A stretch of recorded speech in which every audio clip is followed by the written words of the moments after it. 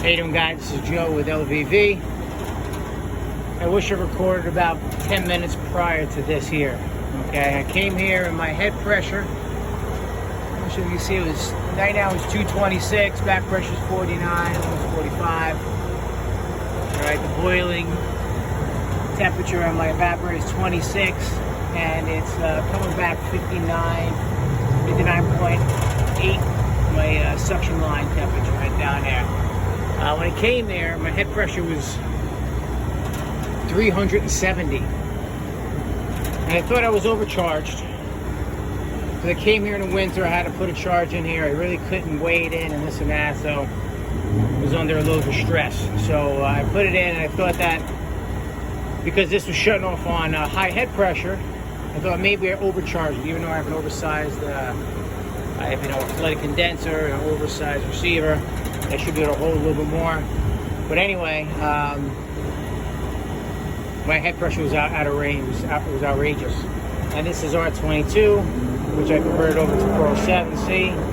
And, you know, I raised up the cuts out from 350 to 375. Right, that should be good enough. And but it was, so I really thought it was overcharged. But what I did was I blew out this coil. Okay, I took a little refrigerant out, and I said, you know what, let me do my due diligence, let me clean it a little bit. So I blew this out while I was running, and it went from 330 down to like 210. Okay, so that was just disgustingly dirty. It's sand, all this crap is over here, you know? It's around all these other units. It's never been really serviced. My cousin took this over about 6 months ago.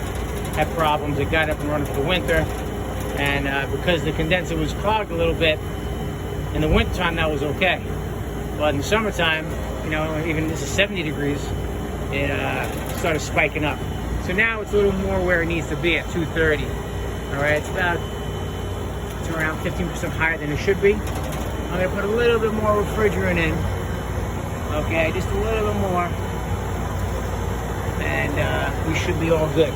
But before you start thinking something's overcharged, okay, because my subcooling was super high, and again, dirty condenser will make the pressure go way up.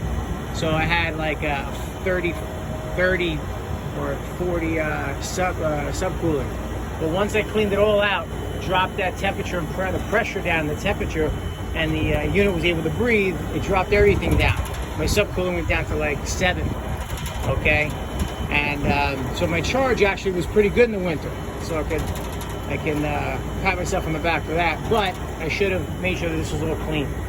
So now that it's clean, it's running at a head pressure 227, which you can see that, 227, back pressure 45, which gives you a 26 boiling in the evaporator, which is normally in the walk-in box, 10-degree differential, so really make it around 36, but still a little bit too low for me.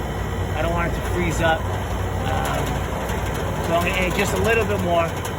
All right, and I do like the suction line temperature being low, and I like to be a little bit lower in the 50s. All right, so that's really it. Before you think something's overcharged, make sure everything's clean, especially if you don't even know the unit.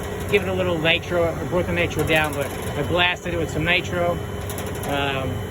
If that doesn't do it, you still think it's clogged, you always can, you know, give it a good power washing with the cleaner, the degreaser and everything.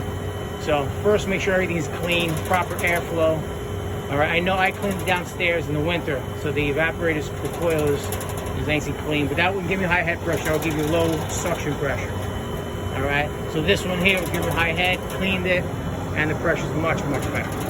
All right, guys, this is Joe with LVV signing off. All right, beginning of the summer over here in Long Island, and it's gonna be an interesting one. All right, talk to you guys later.